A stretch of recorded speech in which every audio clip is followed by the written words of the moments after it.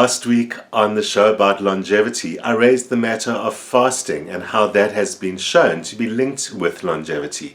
Fasting is a sometimes trendy, sometimes controversial, but seemingly increasingly important topic in the subject of nutrition and health. So to hear more, I spoke to local nutrition expert Alexandra Cousins. So Alexandra, it's so great to be in your beautiful home. Thank you for having me here. And I'm quite excited. This is something I wanted to talk about for a long time. And last week I was talking about longevity and even some people who aim for immortality. Why stop at long life? Yes. And I kept on thinking, from what I can see, we've become more and more aware of the relevance or perhaps importance of fasting as a health practice. There have been back in the day, like some people, 5-day fast and 10-day fast, and that seems to be targeted at a specific thing, like fix that problem or get yourself back on track. But where I want to start is with the idea of longevity, because it makes me think, firstly, let me ask you the question, is there evidence that fasting improves length of life and quality of life? Well, absolutely. I mean, there are studies, there's a lot of studies, there's a lot of studies. That's where there's conflicting information, because in many ways for the whole medicine world, it's not exactly what they want to promote, because it takes away business from them. And I have experienced that on my own body. So I always say, don't look for proof, become the proof. And that's where I feel, I have become proof of the fact that fasting is what not only, yes, longevity now, that's, or it's too early to say in that sense. Sure. As much as I have already seen the age reversing effects of that, and I see the same thing in my husband, and I see it in clients that have been going with me for a while.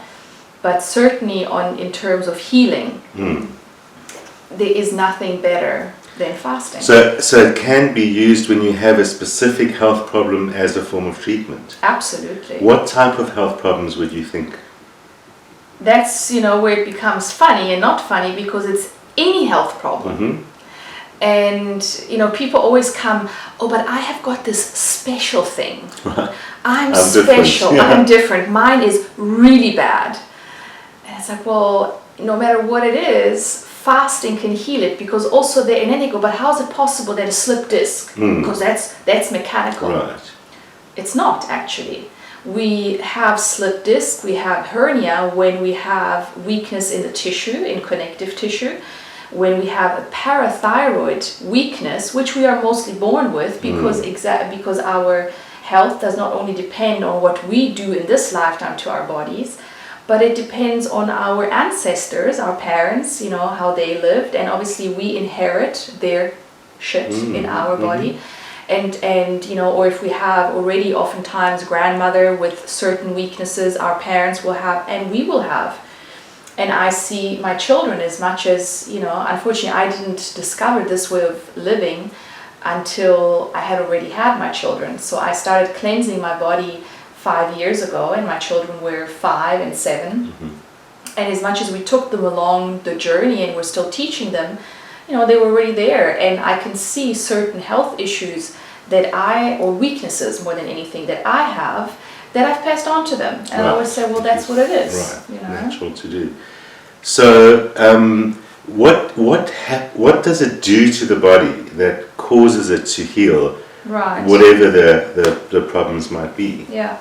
So the simplest thing to understand is really that all disease is an accumulation of toxicity and an accumulation of mucus in the body. And there are, when we look at foods, often there's so much talk about, oh, this food is healthy and eating is healthy. No food is healthy in the strictest term, because every food that we ingest leaves some sort of residue. But on a continuum, there is food, like for example fruit and vegetables. So fruit are the lowest on the continuum of mucus creating, to the point where fruit kind of create really zero mucus. Then we move on to greens and vegetables, and they also create a minimal, but it's so minimal it's negligible. And it's why fruit and vegetable are mucus free. But then we move over to the grains, and then there's a range again, you know, certain grains like spelt and millet and quinoa that are alkaline, they don't create mucus in the body, or rather they're considered mucus lean because they create a little bit of mucus. Then we move to the glutinous, you know, like wheat and so forth, they create mucus in the body. And then we look at animal products, a lot of waste in the body. So in terms of my understanding, there's only really 3 factors that make up good or bad foods. It's the understanding of how nutrition dense a food is, and then how much waste does the food leave behind in the body, and how much waste does the food take out of the body. So when we look at animal product, when we eat a steak, no matter if it's organic, grass-fed, whatever, it will leave about 70% residue in the body. So you're eating, but you're leaving 70% waste in your body. Whereas when we eat an apple or a beautiful green salad, it doesn't leave any residue, and it takes residue out of the body with it. So, you know, we're winning when we eat fruit and vegetables, and we're losing health when we are eating animal products and grains. And when we fast, I mean, there's a lot of mechanisms that happen in the body, which obviously is, on one hand, we are stopping the addition of toxicity. So we are stopping the process of mucus producing and toxicity. So that already is a great help. Right. And as we do that, our body all of a sudden has time and energy, more than anything, energy, to allow the elimination of toxicity, which normally, because we eat 3 times a day, most of us 6 times a day, which is completely crazy, but you know, we've made it normal, and so it's okay in our minds. And as we stop eating, the digestive process is laid to rest, and our natural way of eliminating toxicity kicks into place, because all of a sudden there is space for that. And so as we stop giving the body mucus producing foods, it starts eliminating toxicity. But then the deeper process that happens in the fast that I facilitate people in and direct people towards, which is called the Master Fast System, and was developed by Gino DeSerio, a Canadian guy who has experimented again on his own body and has become proof, because the medical system didn't have any answers for him. No. And his fast literally consists of dry fasting and grape juice and specific herbs. What is dry fasting? So dry fasting is really the highest form of healing for the body. When we go, you know, fruit and vegetables is sort of the starting point, and then dry fasting is the top, what he calls the top of the mountain. And dry fasting, which is becoming, also people are looking into it and doing studies around it. Dry fasting is the process where we don't eat or drink, so nothing passes our lips for specific amounts of time. So the way that I work with dry fasting is I introduce people with this practice, you know, anywhere between 12 to 14 to eventually 18 hours a day of dry fasting every day during the acute healing period. And then eventually, you know, we can scale it down again. And then once or twice a week, we do a 24-hour dry fast. So that's sort of the period. And then longer dry fast as the body gets used to it. And in the process of dry fasting, we send the body into a process called autophagy, which is well studied and it's been researched. So there's a lot of studies that we can find around that. And what happens during autophagy is that the body actually kind of reverses its processes, and for example the skin, which normally is a repellent of water, becomes an absorbent of water. So the body actually kind of involutes and starts opening up, because we don't give it any water from the outside, so it opens to the humidity and the water content that is in the air. But also the more important process that happens in the body is that the unhealthy cells and damaged cells become incinerated and become used as metabolic water for the healthy cells. Right. Which again, I mean, it's such a clever, our body is so clever. Makes sense. It makes complete sense. It goes, okay, wait, I'm not getting anything from the outside. We have waste, which is damaged cells, diseased cells that don't function. We can use those. And by burning those up, we produce the finest metabolic water for our cells, which gives us interstitial hydration. And by giving interstitial hydration, which the water that we drink cannot do. Yeah. So interstitial is between the cells. Exactly, in there. which is where it matters. Right. Because aging, disease is all related to acidity in the body, to dehydration ultimately, and obviously low oxygen, but it all kind of goes hand in hand. So when we hydrate on an interstitial level, disease cannot be, because hydration actually goes hand in hand with alkalizing the body. So that's another, kind of, everything starts coming full circle. So we understand, okay, so when we talk hydration, it's not actually drinking water. I see. And people are always fascinated, and I used to I use it as a little bit of a shock sentence, when I say, I don't drink water anymore. For 2 years, I haven't drank any water. People are like, oh, what is that about? And I mean, yes, I drink water if I'm at somebody's home or I'm at a restaurant and I don't want to have anything else. I'll have a little glass of water, but ultimately I don't drink water. Since discovering this whole method of living, which is hydrating through fruit and vegetables and through the process of dry fasting. And then we don't get thirsty. And the point is, we don't need all this water that we've been indoctrinated. Totally. And in fact, the whole study of medicine is the study of disease. It's not the study of healing. And when doctors tell you drink your water, what they're actually saying, without knowing it, they're saying, you're acidic. Right. You live an acidic life. You can't change that. You can't change that. Because, I mean, it's preposterous to tell you that we could live off fruit and vegetables. So no, we're not going to go there.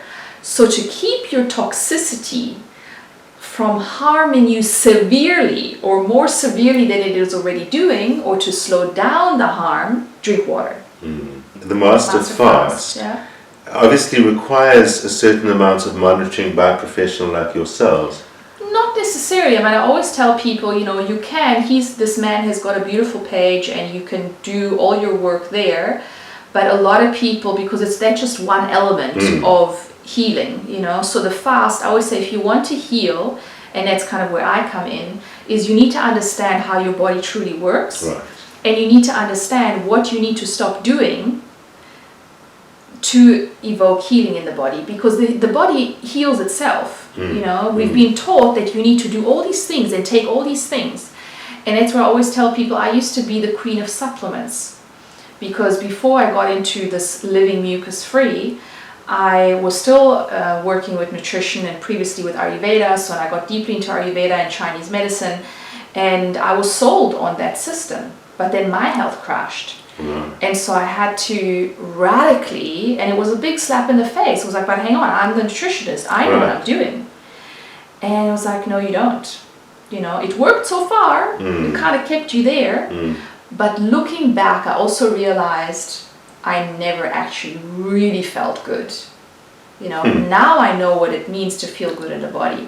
And I guess in retrospect, it kind of makes sense that food alone, not supplements, should produce the health, because there are no supplements out there on the trees and things like that for us to eat.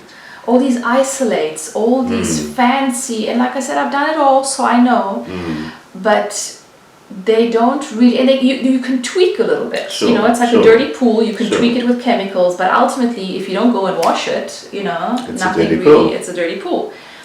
And you can get away with it with a pool, but not in the body. Right. And the most fascinating thing for me that happened in the process is to realize is that when we eliminate, so not add, just eliminate, the body does it all by itself. And yes, it's uncomfortable because we go through healing crisis. Sure. And that is the scariest thing, and that's why a lot of people who do the master fast kind of come to me to take them through the process, So I mean, if you can do that, sure, go ahead, and I'm happy to assist.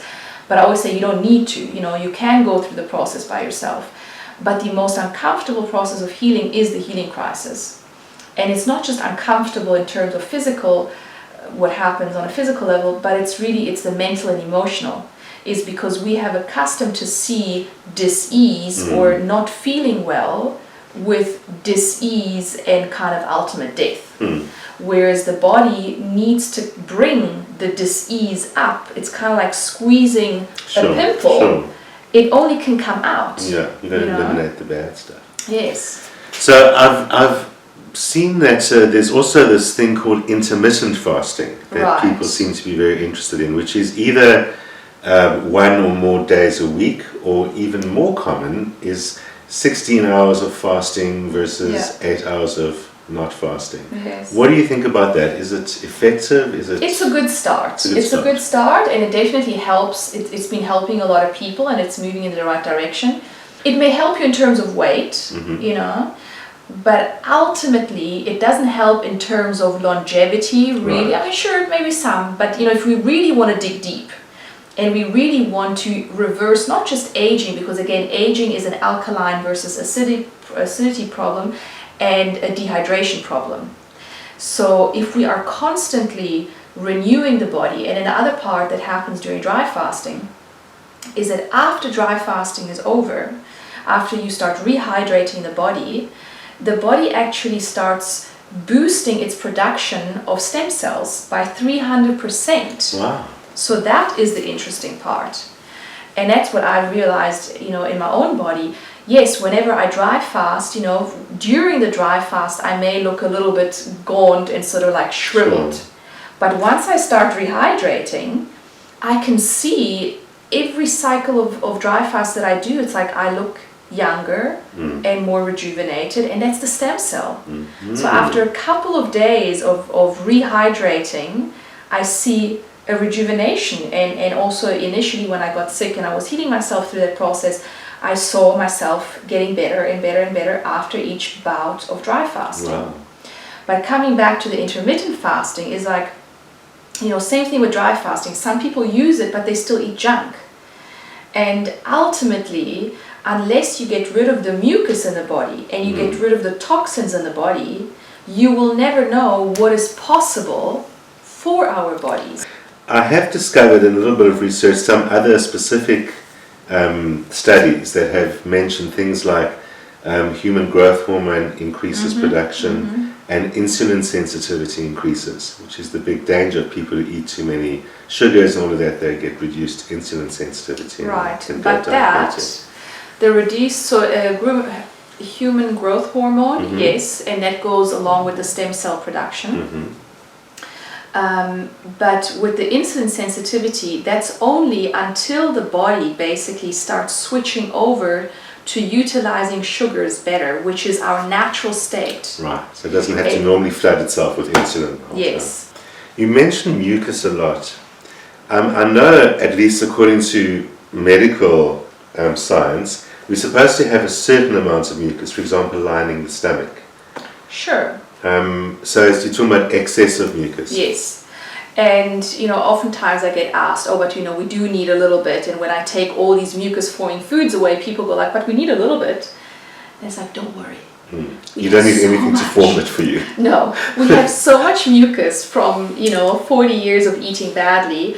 I know for another 7 years, I probably don't need to worry, And then the point is also with this whole living mucus-free system, it's not about living 100% of fruit or 100% raw. It is simply living a life where we are constantly, with awareness, eliminating mucus and simply understanding, what creates mucus, and at 80% of the time, I want to eat a diet that is eliminating mucus. And I want to incorporate fasting for longevity, for boosting my stem cell production and all of that into this lifestyle as well. And then if I have 20% of mucus-forming foods, it's okay, once I've healed. Right. So I think what's very important, I think for me about what you're saying, very relevant, is that you're not advocating some kind of extreme, hardline, do or die kind of a thing. There is a way to integrate this very much into people's lives, and they can adjust it according to their own lifestyle. For sure. And I always say, because initially it sounds very radical. Eventually, if we do this long enough, the bad falls away without needing to be too radical. It's just a natural development. Exactly. Perhaps related to the master fast or general principle, is there no danger in absolute abstention from food or input for hours and days? Zero danger. Really? Zero danger. Food is what kills us. Eating is what kills us, not the absence of food. And there's a beautiful Swami in India, Swami Nithyananda, who says 80% of the work happens in the body. So fix your body. Everything else comes from there. We spend so much time consulting doctors and experts and using this body as if it's a machine, like a car, that we need some special mechanic. And we forget how it all started. It's me and this body and the foods that are on these trees and things around me.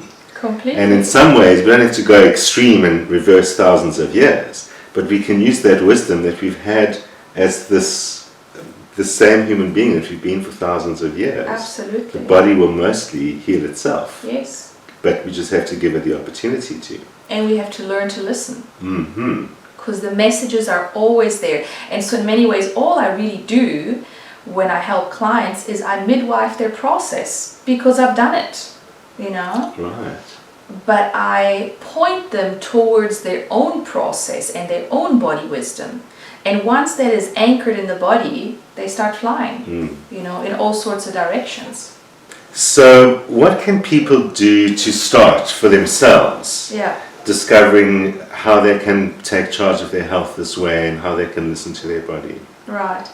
So I always say the first thing, which is obviously totally counterintuitive and totally against what everybody else says, stop eating breakfast. And, obviously don't just stop because that will be difficult, but start delaying it because the body's natural process until about 11 o'clock is to be in a state of detoxification. And, I used to be the biggest breakfast eater. The bigger, the better. That old-fashioned idea, if you don't eat breakfast, the whole day is ruined. Exactly, or breakfast like a king and so forth. So I did that for years and years. And it brought me nothing but dis-ease. And once I stopped doing that, and I started to delay the breakfast, and of course initially it was difficult. I had to eat fruit every single hour, and it seemed like an impossible task. But eventually the body starts kicking into gears, it becomes easy, and you start having an amazing flood of energy. And so already that is a big shift. And then if you on top of that can start dry fasting from say 7, 8 o'clock in the evening until the next day, initially it's 9 o'clock, 10 o'clock, 11 o'clock, even if every day until 11 o'clock. And then you start breaking your fast with fruit only, not with yogurt, not with nuts, not with anything, fruit only. And you just have fruit until 1, 2 o'clock in the afternoon. And then, ideally fruit and vegetables and whatever, but even if that's all you do, you eliminate your breakfast, you dry fast until 11, you break your fast with fruit, and you have fruit only until 2, 3 o'clock in the afternoon. And then tell me, after a month of doing that, no matter, even if you still eat the crap that you're not supposed, but you do that, and after a month your life will change, and your mind will change, your emotions will change, and you're going to go, oh wow. That's fantastic. That's real, that's practical, and that let people see for themselves. I love that. Totally. Last thing I want to ask you is, there are going to be people who want to do more and know more, so how do they find you? So most of my work now is actually online, and we're improving all the online work, and we've got online courses and retreats, and I do some one-on-one work, but that's kind of diminishing. And to Cape Town I'm soon bringing, whether that's going to be the name, but essentially one-day detox boot camps, because my ultimate goal really is to teach people how to reclaim their health and to show them how easy it is. You don't have to go into don't go and study.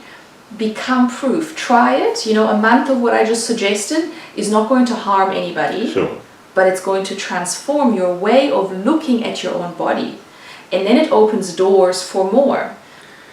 Alexandra, it's been such a pleasure talking to you. I feel so Thank you. inspired. Thank you. I feel like rushing home to fast, but I really feel inspired, and I'm sure a lot of That's people awesome. do. Yes, So it's really yes, been great, yes. and I hope to get a chance to talk to you again, because there's a lot more people can do to take charge of their health. Yes, thank you for having me. Thank you. Well, might be a challenging idea, but probably quite an inspiring idea too for some people. I've given it a try, and I'm telling you, I can notice a lot of differences, and especially in my energy levels, just on a little bit of intermittent fasting. So maybe something you can look at to take responsibility for your health. As usual, more shows about amazing things and often about amazing health every Friday. Join me, same time next week.